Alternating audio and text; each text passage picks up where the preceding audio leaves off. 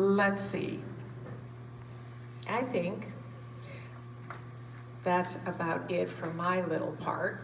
Now, regarding Terrisa, our speaker. Okay, I will just say that, well, first of all, I'll read the little bio on her. Terrisa, now remember, we're open to everybody, even though the majority of us are Catholic, and she knows this, okay? Terrisa is an atheist, feminist, vegan, consistent life activist, San Francisco local, and founder and executive director of Pro-Life San Francisco. She is also a co-leader of Secular Pro-Life, vice president of Rehumanize International, and speaks to pro-life groups on secular and millennial outreach throughout California. Her efforts have been featured in major media outlets such as Huffington Post, San Francisco Chronicle, NPR, Slate, Yahoo News, Refinery 29, Daily Signal, Christian Post, Democratic Underground, and Our Sunday Visitor. She resides in the Tenderloin with her cat. So I just will share how I first met her, thanks to Jerry Heckert, who said, hey, you know what? There's a rally to support David Daleiden, and I hope you all know that David Daleiden is the one that did the undercover videos of Planned Parenthood, which has gotten all this kind of stuff moving, and at least there's going to be a federal investigation, even if California's sort of stuck in the mud.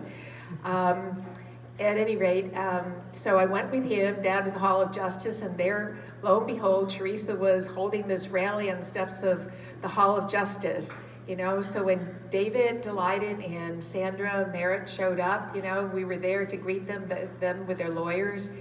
And it was just one of many hearings, and apparently there's going to be many more hearings. So, but I will let Terrisa tell you more about that. And so I guess I will hand it over to Terrisa now.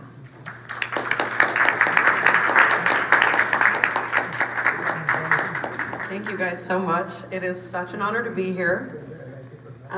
Thank you so much for that introduction, Jessica. And as I'm sure you gathered, Jessica and I are very different in a lot of ways, but we are allies in this fight. And this is the fight of a generation. This is the fight of our lives. And we are so much stronger together.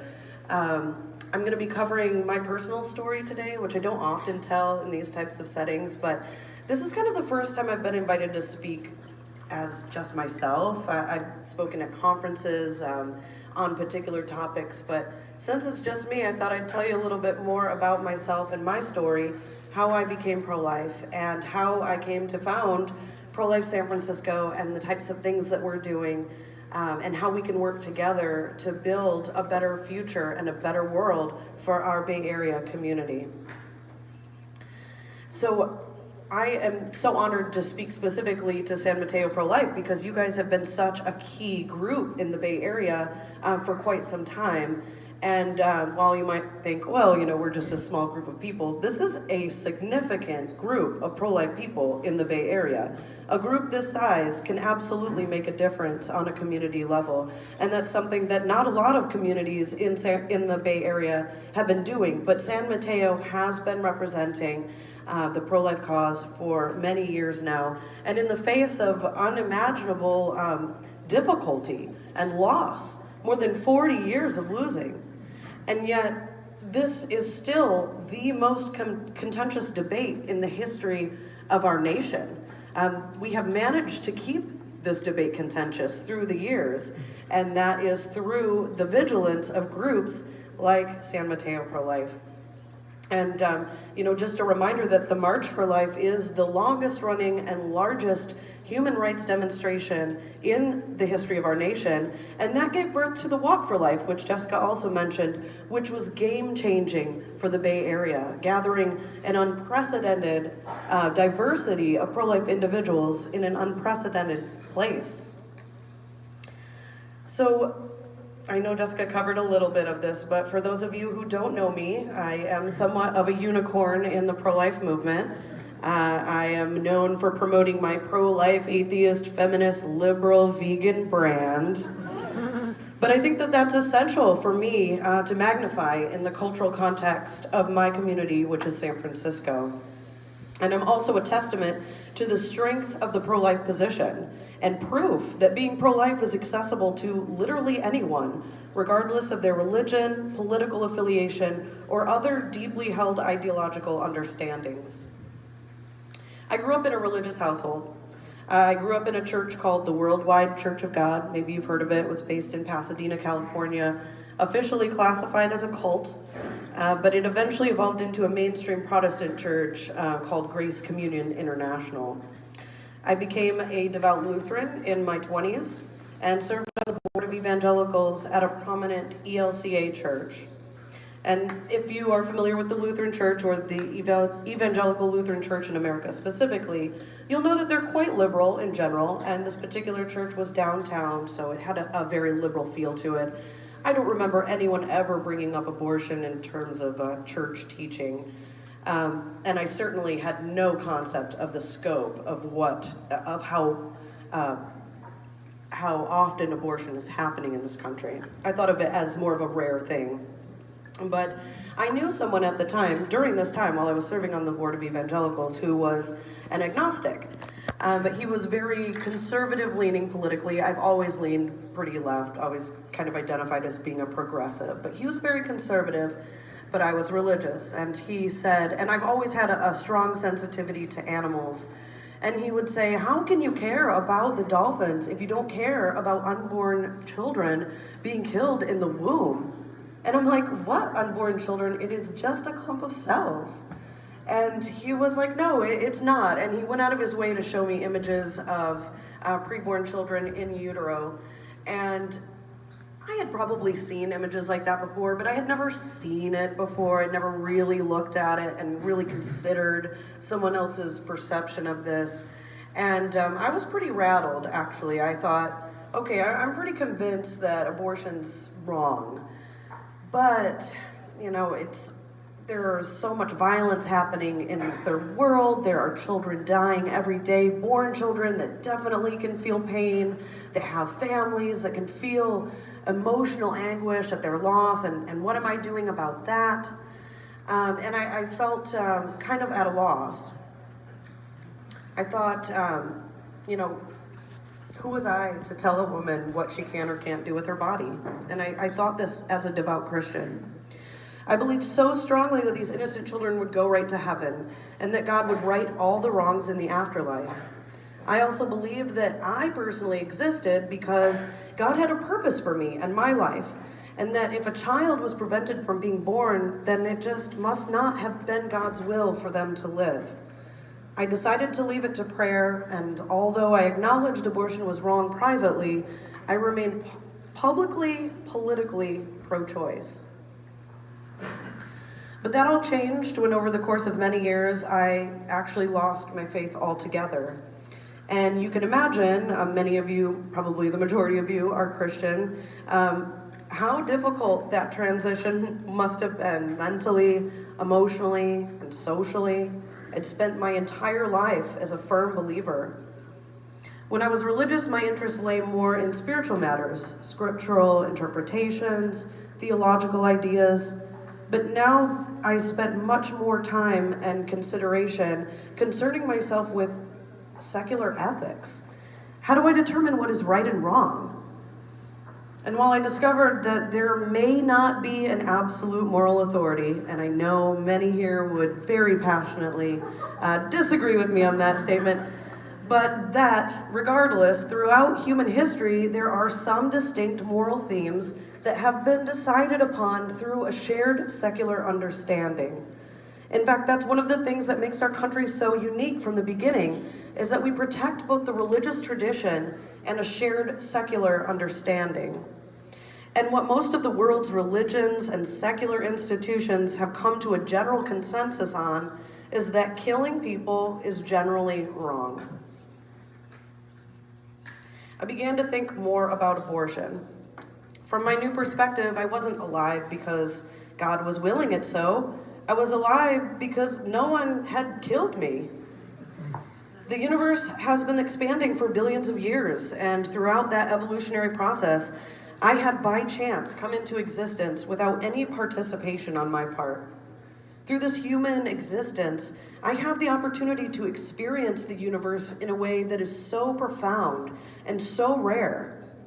Scientist, professor, and author Carl Sagan, who, yes, was pro-choice, but has had a profound impact on the secular community, said, quote, "The cosmos is within us.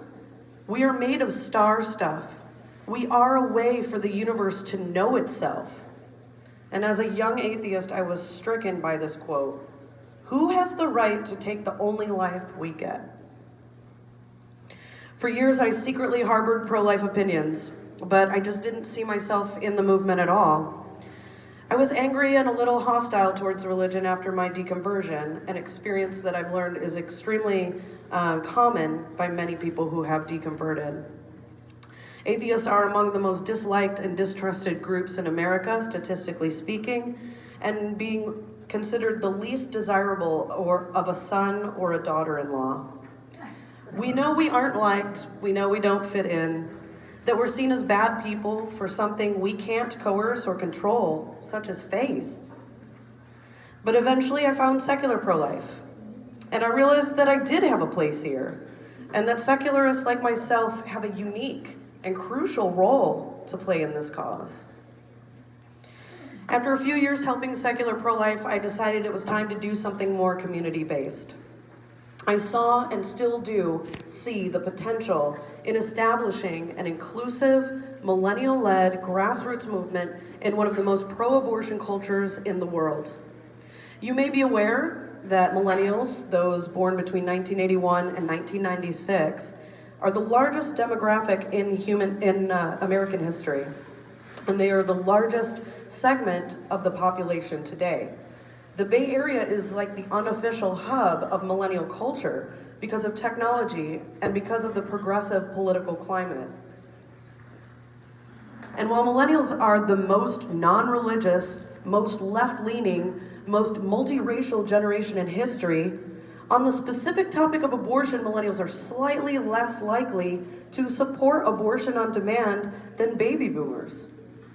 So it's no mystery that while the pro-life movement as a whole has made incredible strides legislatively, we have largely failed to reach our millennial-dominated culture or diversify racially in any meaningful way. There's a major gap between young student activists and retired folks. And while millennials are harboring these pro-life views, they widely don't see themselves in the pro-life cause. I speak to people in San Francisco almost every day, and when I ask them about abortion, they say, "That's a really tough issue for me."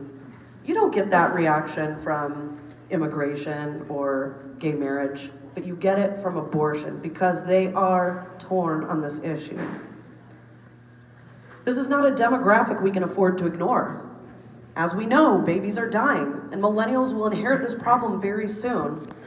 As Bay Area pro-lifers, a strategy of simply turning votes Republican or pushing any immediate restrictive legislation is just not going to have the same effect that it would in a much more conservative area. It's up to us to employ a completely different technique, one that seeks to engage culturally and inspire the next generation of leaders to resist the influence of the abortion industry within their own party and within our community. A quarter of Democrats identify as pro-life, a significant percentage. And that's on a nationwide scale. In a place like California, I would venture to say it is much higher than that. And it's up to us to create a space for them in our movement. The Democratic Party is aligned so heavily with the abortion industry that they've been able so far to replace almost all of the pro-life Democratic candidates with pro-choice leadership. But the power remains with the people. And we must pressure the party within to abandon this relationship with abortion. And the place that has to start is a blue state like California. We must continue to make room for people who are not religious. This is not only intended to expand the movement to non-religious people, but to address the reality of why so many Christians remain pro-choice and stay personally pro-life, but remain politically pro-choice. And it's because they're afraid that they don't want to impose their religious opinions on the community. And it's very difficult for us to give the pitch that being pro-life isn't a religious opinion if we don't have people who are not religious visibly active within the movement. It helps us all. One of the greatest struggles in attempting to change minds is the problem of confirmation bias, which is the intense inclination to believe the articles or facts that support something you already believe while discounting the facts that contradict our preconceived ideas. And this has played out so clearly in the Kavanaugh situation, where most people's political leanings, if they're Republican, they're very likely to believe Kavanaugh, and if they are a Democrat, they are very likely to believe Dr. Ford. And while I'm not making a statement necessarily about the Kavanaugh situation, I just think it's really important for us to be real and to look at this objectively and recognize how difficult confirmation bias is to overcome in any situation, and certainly on a huge scale, such as abortion.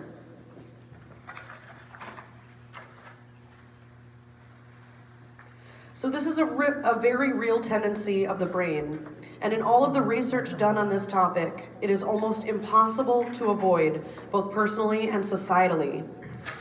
The only method scientifically proven to, in some cases, help overcome this problem is to accentuate sameness.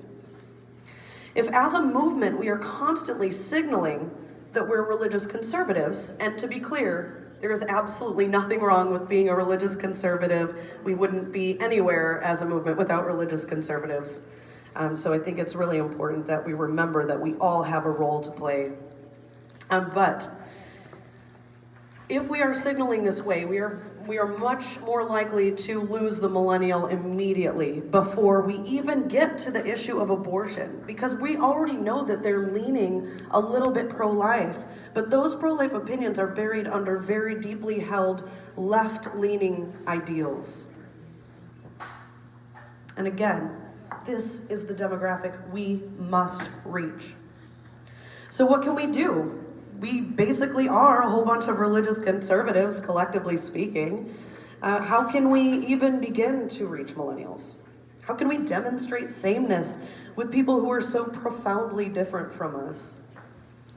Well, the first step is to enhance our image in the community by magnifying the voices within our movement that align more closely with millennial values. One of the major problems with this, however, is financial. Millennials aren't students. They need to make a living. And unlike those who are retired, our opposition is working full-time to destroy us, since we directly threaten their bottom line. And I encourage you to, whenever possible, financially support the younger people in our community for their work on this issue. Put them in the most visible leadership roles. Let them be the face of your organization. And go out and participate in their initiatives. We are strength in numbers. It's not a matter of like letting millennials do it. It's letting them be the face of it, letting them lead. But we all have to support and help. It's not easy. Millennials and baby boomers speak very different languages, and in many cases have very different core values and ideas on things like sexuality and the root causes of abortion. I don't blame you if you're feeling at all not motivated to do that, but a little goes a long way.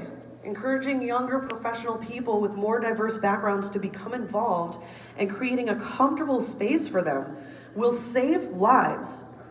The more we can show this movement is open to everyone, and the more diversity and representation that we can cultivate, the more people we will inspire, and really, the cooler we're gonna be, and being cool is everything.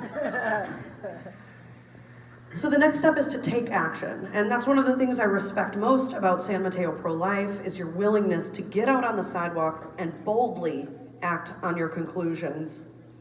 The primary initiative coming from the pro-choice side right now is their effort to discredit the life-saving work of pro-life pregnancy centers. They have done this by enacting legislation like the Pregnancy Information Disclosure and Protection Ordinance, a draconian and unnecessary so-called false advertising law that basically allows San Francisco to fine pregnancy centers for even appearing in a Google search for abortion San Francisco. So far, the San Francisco city attorney has not enforced this, but the potential to put pregnancy centers out of business completely is there. This summer, California pro-lifers had a huge victory in NIFLA versus Becerra, where the U.S. Supreme Court struck down the NARAL-endorsed Repro Fact Act, which would have forced pregnancy centers to advertise for abortions. But millennials aren't following this. They see John Oliver, Vice News, they read Huffington Post, and other sources that they trust because of their other political and moral alignments, telling them that pregnancy centers are fake clinics. A hilarious group of millennials called Lady Parts Justice League has put out a video promoting their website, exposefakeclinics.com, where they do social media campaigns to vote down the ratings of pregnancy centers and even in-person protests against them. In San Francisco, we've warded off multiple attacks from NARAL Pro-Choice California, where they chalked an entire downtown city block near Support Circle, calling them liars and a fake clinic. They taped signs all around the block as well and flyered the surrounding neighborhoods. Don't worry, we already knew about it, so we were there and we washed all the chalk off right in front of them. They took our picture and circulated it in one of their emails, warning their followers of us. I've never been so proud. They tried it again too. They tried it at night. They thought we wouldn't find out, and they were smart enough not to promote it this time. But we caught it just an hour after they left. Someone had told us, oh, those girls just got done doing all this work, and we were just washing it right off. And we promoted it all online, documented it on Instagram and our other social media channels. There's also been a Handmaid's Tale protest outside the same pregnancy center. It's a theatrical protest playing off a show about women who are generally oppressed and enslaved, and it's fictional. And pro-choicers try to link it to abortion. And they were completely not expecting any resistance in San Francisco, and this is one of the benefits to being there. It's that no one's expecting you to oppose them, so they're not prepared. So they show up, and they're wearing their costumes and they're beating a drum, but our chanting and our message was so impactful to them. They were so surprised. We were using messaging like, pregnancy centers save lives, abortion is violence, abortion is discrimination. This is language that they could clearly understand and fit in with their liberal agenda. They were a socialist group. And the leader of the group, who was a white male, probably my dad's age, he started asking me some questions about other liberal points of view. How do you feel about the death penalty? How do you feel about this? And after we talked about it for just a couple minutes, he's like, wow, we have a lot in common. And it gave me a high five. And then they listened to me talk for a little while longer about how abortion is the oppression of a marginalized community, and then they left.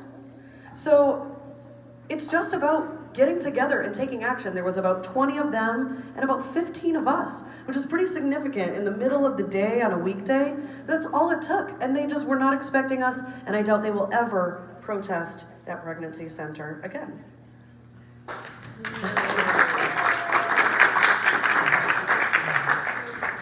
The sharpest tool in our toolbox right now, though, as a pro-life movement, and our big initiative, surrounds David Daleiden, the Center for Medical Progress, and David's associate, Sandra Merritt, that Jessica mentioned earlier. David went undercover for years posing as Robert Sarkis, a representative of Biomax, a company he set up to look like a baby body parts company. And through these years of undercover investigation, David uncovered hundreds of hours of conversations with Planned Parenthood executives, staff, and those connected with the biotech companies involved in trafficking baby body parts. The footage revealed that Planned Parenthood was receiving compensation for dead baby body parts and selling them by usable specimen. They admitted to altering abortion procedures in order to obtain more intact tissue, and they produced prima facie evidence of born-alive infants killed all illegal under federal law.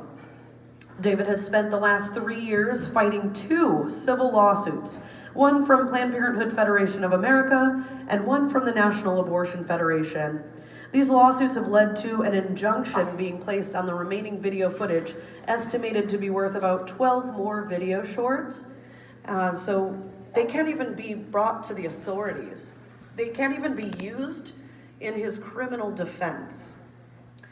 The judge upholding this injunction, and remember his name, is Judge William Orrick III. Judge Orrick served on the board at the Good Samaritan Family Resource Center in San Francisco when they decided to put a Planned Parenthood inside their facility, where it remains today. According to the bylaws of the organization, which I sneakily obtained, Orrick has legal ongoing duties to the Good Samaritan and subsequently Planned Parenthood, the exact same affiliate, Planned Parenthood of Northern California, that is suing David. And yet Orrick continues to refuse to recuse himself. And this decision has been upheld by both another federal judge and the Ninth Circuit so far. So the corruption goes deep. David and Sandra are also each facing 14 felony counts of eavesdropping from our corrupt Attorney General Javier Becerra in criminal court. This is the same Attorney General who tried to force pregnancy centers to advertise for abortions. This case has zero merit because David and Sandra recorded only in public places, and they were investigating violent felonies, both protected under this law. The eavesdropping law has never been enforced on a journalist before, and this is clearly a discriminatory prosecution intended not only to silence David and Sandra's work, but to tire them, to tire us, and to discourage any future activism or undercover investigations. On the other side of things, the 14 criminal recommendations from the Congressional Panel on Infant Lives were finally officially taken up by the FBI, who is investigating Planned Parenthood Northern California as we speak. CMP's work was also the basis for a lawsuit filed by the Orange County District Attorney against Da Vinci Biologics, a baby parts company known to work with Planned Parenthood Los Angeles. In that suit, Da Vinci settled for almost $8 million, and they had to admit fault in the trafficking of baby body parts and were forced to close their business forever. Because of this, we have every reason to believe that an FBI investigation is going to turn up exactly the same type of evidence that will nail Planned Parenthood to the wall. Protesting, investigative journalism, and nonviolent direct actions can be scary. They take time, they take commitment, passion, fortitude, but we are brave, and we have the truth on our side. And while there's a strong tradition in the pro-life movement to be peaceful and prayerful, and I do believe that at least the peaceful part has an important role to play, there is a need for bold, real, loud, and aggressive activism done with love.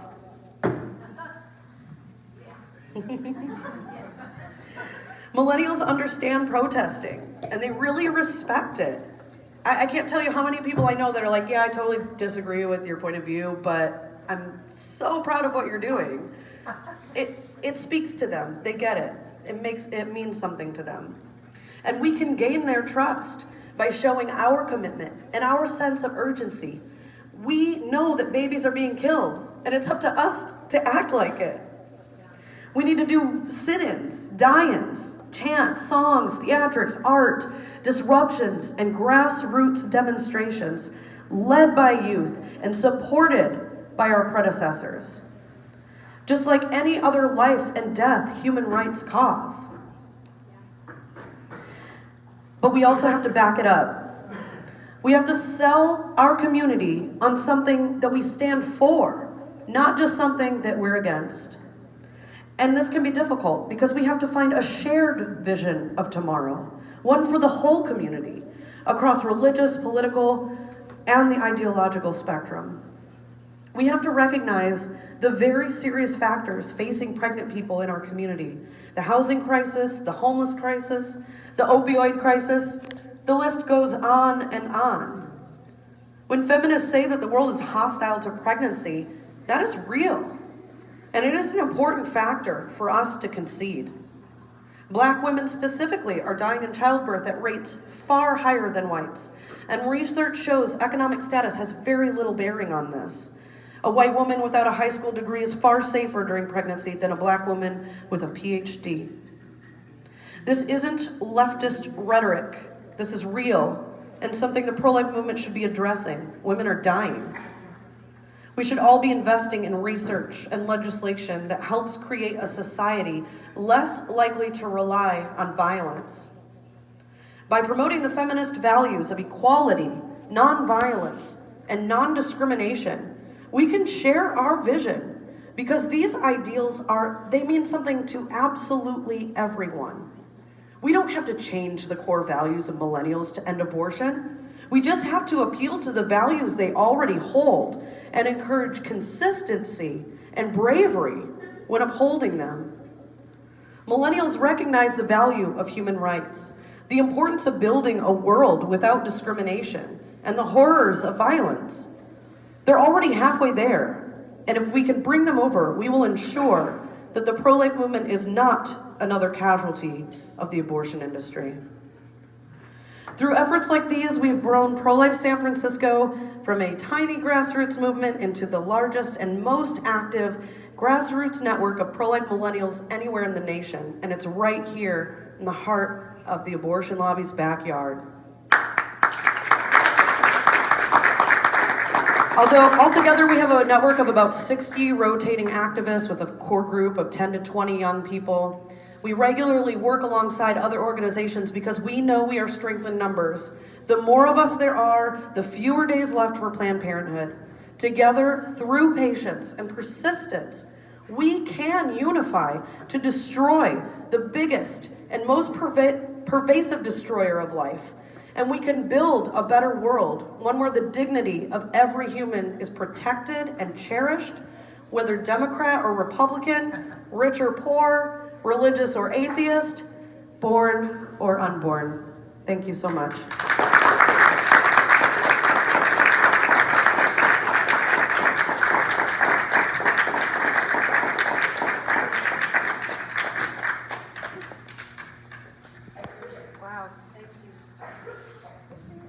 Wow, thank you so much, Terrisa. Do you want to answer any questions? Does anyone have any questions for Terrisa? She went through an awful lot of things. Okay, hold on. Yes.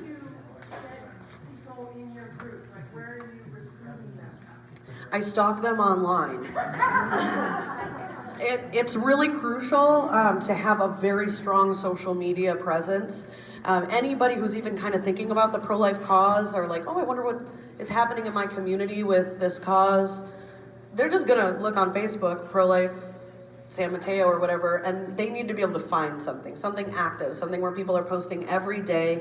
They can get a general idea of what kinds of ideals you're promoting, and then when you see people liking the posts, you stalk them in a very pro-life way. Just reaching out and saying, hey, I saw you like something on our page. Would you like to get together for coffee or something like that? And then just try to bring them in. The thing with organizing in this way is that it can be very defeating, because a lot of times people will be like, oh yeah, no, I don't think so, or I don't have time. I can't count how many, when I got started, I didn't know a single other pro-life person in real life because I don't have a faith community. And I would reach out to several like young adults communities, and I was getting such a lack of response, and I was feeling so defeated. But the moral of the story is that if you keep trying, eventually you'll catch some, and then some will fall off and you'll be discouraged, but you'll find more. And it's just a job that's never done. It's never like, oh, I did it for a month and now I have this group, and it's just something you have to constantly work at, find them, keep them engaged. I'm not perfect at it, I'm still learning a lot, but I think just the trying is the hardest battle.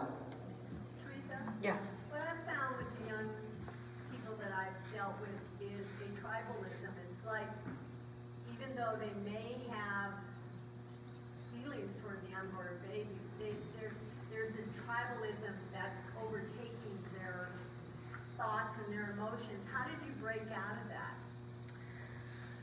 I don't know. I think, growing up in a kind of religious cult or whatever kind of made it easier for me to be a weirdo, I think.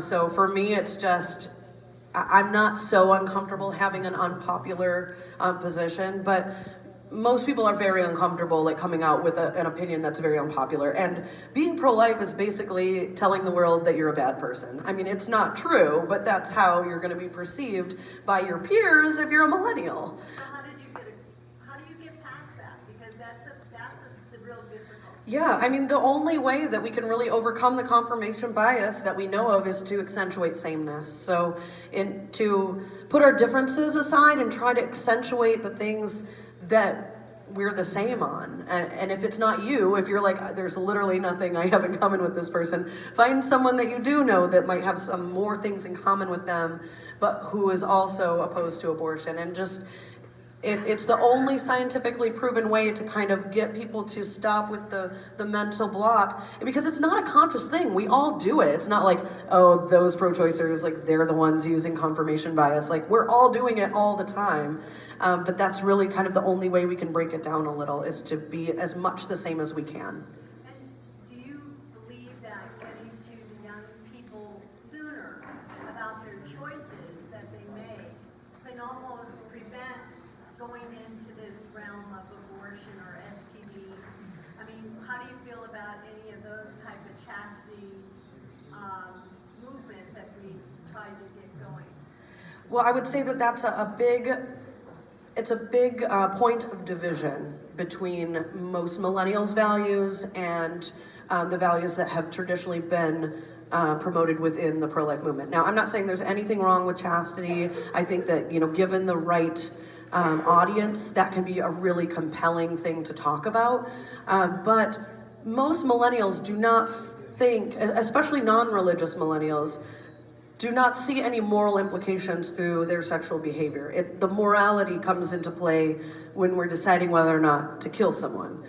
So I'm not sure that message is necessary. I think that that's going to throw up some confirmation bias if you want to go all the way back to root causes, because I think what you're going to find is that people coming to the pro-life table have all kinds of different reasons that they believe is the root cause of abortion. And I think if we're making the assertion that it's like, sexual choices, then we're already alienating probably most millennials. Thank you so much for this. What did you do when you're taking people who brought the public education system, have got these teachers who become their heroes, who actually have worked steadily to break the children off from their parents and their values? So how do you break that loyalty that they have, even unknowingly, with these educators who actually are extremely activist? Yeah, that's a great question, and it's actually not one that I've given a lot of thought to. I want the answer now. Yeah, but I would say that it's the most important thing to do is to confront the system and work within a community level. So, finding people that can run for the Board of Education, like ensuring that we're, supporting people who are promoting those values. And, we can't just silence the other side. And I understand our concerns. It's like, we don't want to indoctrinate our children into this like pro-abortion culture. But the most important thing I think we can do is just to create a space for young people who are pro-life, and so that they feel comfortable enough to even come in and explore the pro-life position and not feel like, oh, I don't belong here. Or not, sorry, carrying on that, we live in a time also of great entertainment, right? If people want to be entertained, they want to be visually appealed. So I think, for example, that film and plays and stories are a very great way to do it. And we know that there are very creative people on our side. So how to get those people to finally feel brave enough to come forward and start being creative and make it really look the way as appealing as it really is. Yeah, art is extremely important to any social justice movement. It cannot be won if people aren't feeling inspired enough to create art, music, films, fine art. We want to encourage that as much as possible. So I think just finding people that are musical and artistic and encouraging them to do this kind of work. And like I said, for the most part, the difficulty with getting millennials to do the work, if they are pro-life, is that they don't have the time or the resources. And we have to find a way. There is money in the pro-life movement. We have to pull it towards young people. Otherwise, we're never going to win this battle, because the pro-choice side is funding people all day long to target millennials, and we cannot let them win this. There is a movie out right now. There is a movie out right now, right? Oh, I do want to mention that. I'm so sorry. The Gosnell movie. Gosnell is going to be premiering in San Francisco at the AMC Van Ness, October 12th. We bought out the theater, so please come. We would love it if you could come and bring a donation. But we want to send a message to Hollywood that these movies and this type of art is extremely compelling. Even in a place like San Francisco, you can sell out a theater here. So please come to our event, October 12th, AMC Van Ness. Have you ever thought of becoming a Catholic? I've never thought of that before. I'm pretty sure someone asks me that multiple times every single day. Teresa, how did it get Gosnell come to San Francisco? Because Jerry suggested that we phone San Mateo Cinemark. Yeah. And I forgot to ask for the manager, and he was just like, "Oh, I'll look into it." And I never heard back from him. Gave my phone number and all. So how did We pressured them big time how did you do that? We just called them all the time, annoyed them. It's a really powerful tactic. and now they're bringing it, and we were like, we'll buy the theater if you just bring it. So they did. And right downtown San Francisco, it's like a block from my house, so it's really exciting. Are you able to come? Awesome. Yeah. We want everyone there. And what I love about the pro-life movement is that we really can show up in such a diverse way. When Robert and I were opposing Planned Parenthood at City Hall in San Francisco, downtown. They're trying to build a flagship location in San Francisco, which you may have heard about. They were trying to obtain a conditional use permit to build out the upper level to make it into a surgical facility. So we gathered as many pro-lifers as we could find in San Francisco on a weekday, downtown San Francisco. We sat there for hours. They pushed us to the end. And we outnumbered Planned Parenthood supporters more than 2 to 1. And we were like, they were just totally shocked. They had sent out letters warning that we were organizing against them and begging their supporters to come. And yet they couldn't even remotely outdo us. Now, of course, the commission board voted unanimously in their favor without any real thought to it, but we were able to make a statement to them that day. Like, we will still oppose you, even in the places where you feel like you're safe. And while they were just, young millennial women, for the most part, we were so diverse. We had people of all ages, all races. We had people who were openly LGBT talking there. There were people that were talking about like being Hispanic and being pro-life, we brought so much diversity that day, and I think that really, it really terrified them. They realized like we're coming at all angles from this, and we're willing to unify over this, and you can't outdo us, and they haven't been able to. So there's hope. Could you give me the details of the movie, where it is? Yes, it's at the AMC Van Ness Theater. What if it's too late? In October 12th. Next Friday. Yep, 7 o'clock. You think it's too late to pressure them anymore here in San Mateo? No, it's definitely not too late. Okay. Yeah, put the pressure on. Right, That's how we got SB 320 vetoed. We can bring people last minute too. Okay, everybody call Cinemark in San Mateo. It's the Center Theater. Ask for the manager and ask them to have the Gosnell open on October 12th, which is a Friday, right? Mm-hmm. Okay? If you'll do that, I can keep doing it, but they're gonna kind of notice my voice, And so it would be really great. Maybe we can do that rather than drive all the way to San Francisco. Not that there's anything wrong with San Francisco. We would love your support in the city, but yes, if we can get another showing somewhere else in the Bay Area and you guys can get that theater bought out, that's gonna send an even stronger message. Like 2 theaters in the Bay Area. I believe there's one in the East Bay too, and they're already sold out. So, we're here for it, and we're so glad you guys are too. Yes. As far as the millennials are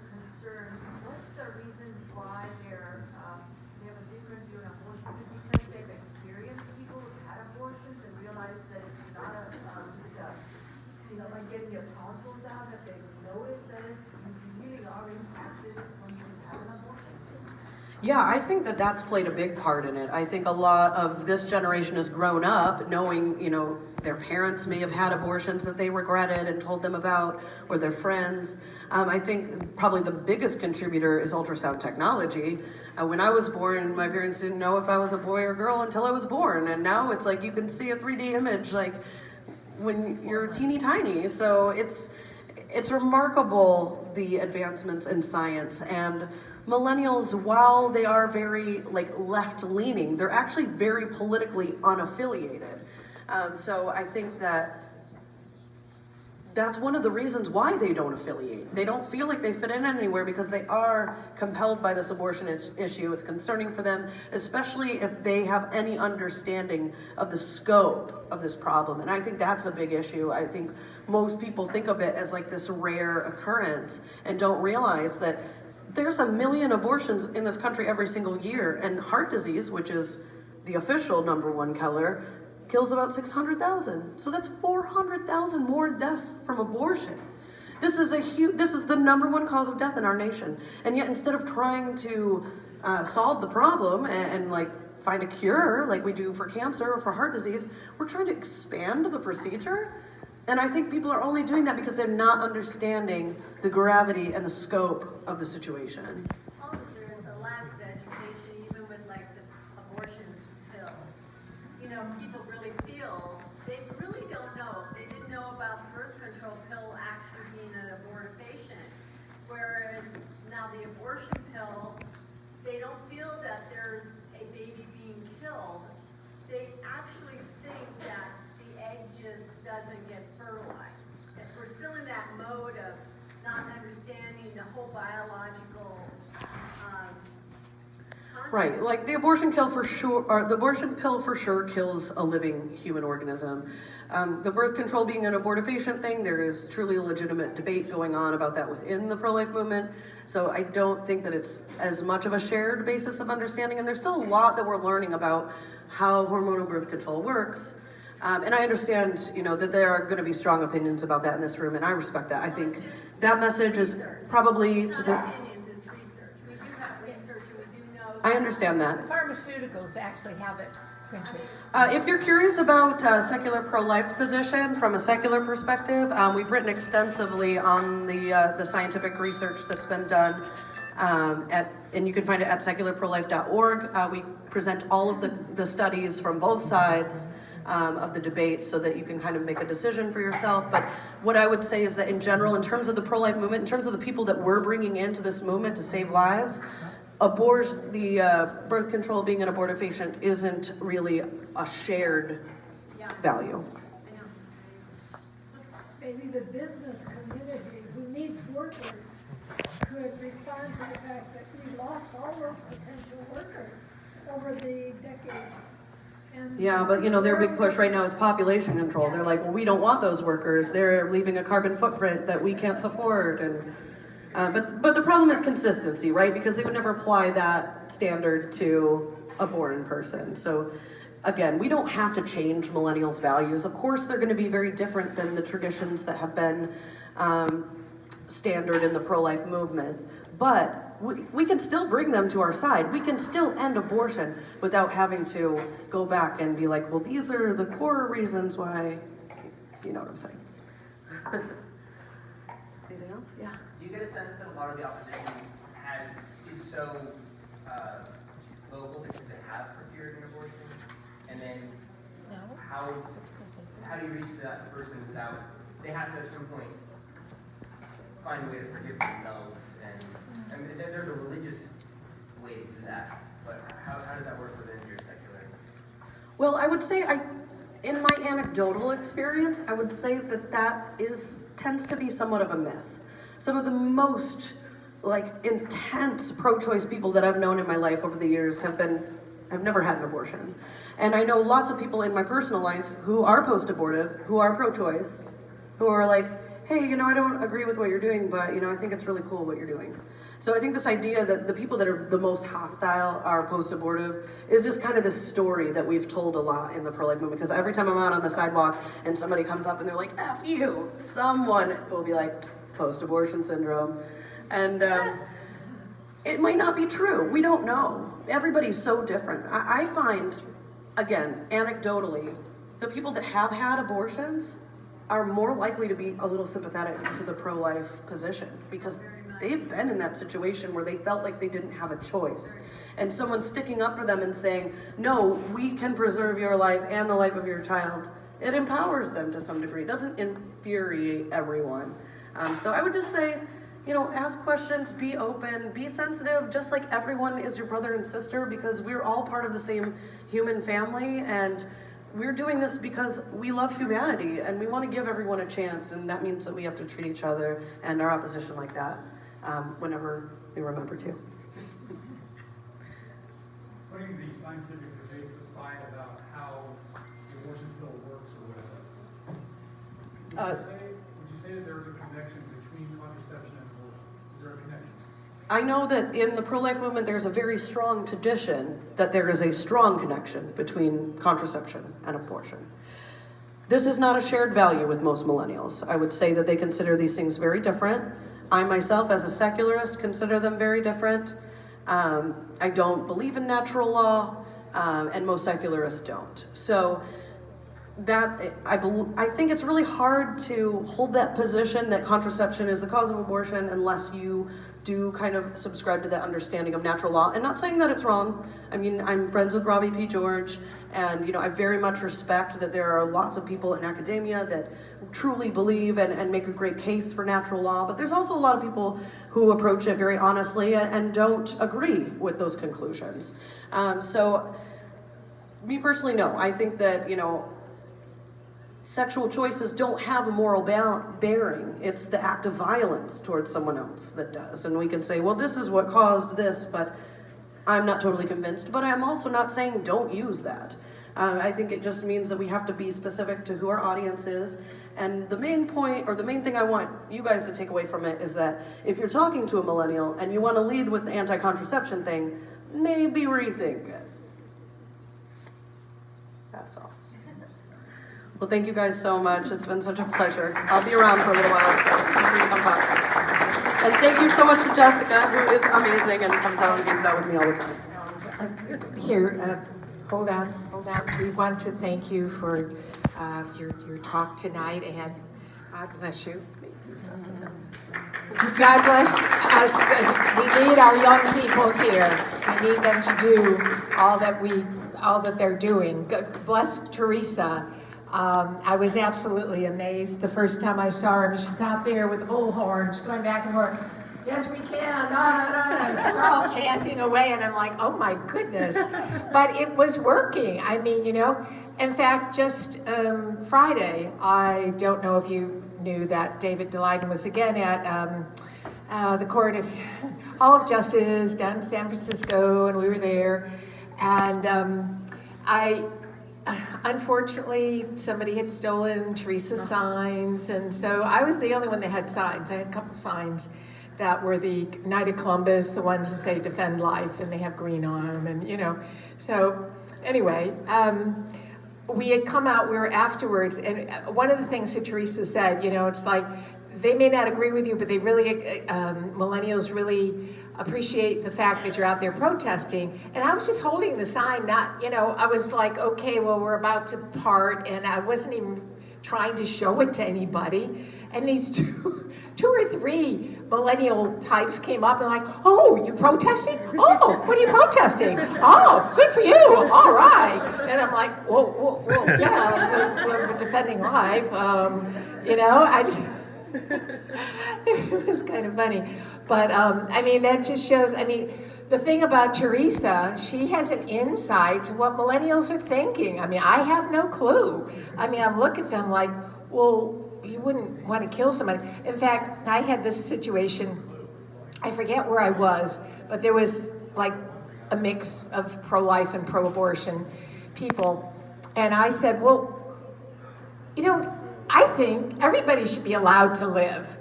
And they're like, yeah, I know. So I said, well, from conception to natural death, like you don't get started until you're conceived, And they're like, Oh, they're trying to think it out. It's like, wait a minute, wait, what did I just say? You know, it was just kind of cute, but I didn't know how to, go on from there. It's like, well, if you don't get conceived, you don't actually begin to live, and you don't really exist. So, we have to get past that birth thing, and then, let everybody live. So anyway, it's just one of those things. Okay, well, so any other questions or anything? I would love to, oh yes, Dave. I just wanted to ask you, obviously you have a website, Yes, prolifesf.com. and what's your main means of support? When we fundraise, we have a donation button on our site. I just want you to know that Terrisa is full-time at this. She doesn't have an income other than her talks, okay? And her donations. So she's out there doing what it would be wonderful if we all could do. And so anyway, I was happy to be able to have her for a speaker and give her a substantial fee, so.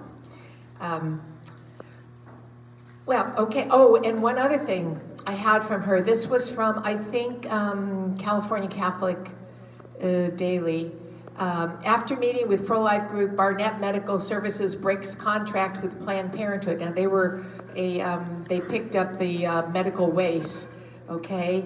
And Teresa's name is right there, okay? So Terrisa Bukovinac of Pro-Life San Francisco, And so she was one of the ones that convinced them. And one of the, at least one of the Planned Parenthood groups have said, that's our weak link. So who's going to pick up all these dead baby bodies? I mean, we have to do something with them, they're stacked up all over the place. I mean, you watch the Gosnell movie. I mean, that's what he had. He had a problem with the waste disposal people. And so when they went in to look at his clinic, there was baby bodies all over the place in garbage bags. I mean, it's disgusting, So that's a weak link, and she zeroed in on that along with others, okay? So that's what we need to do. And God bless you for that. Okay. So moving on, we do have our, the young men are waiting over there. I forgot a pen. Pencil, anybody? Other raffle.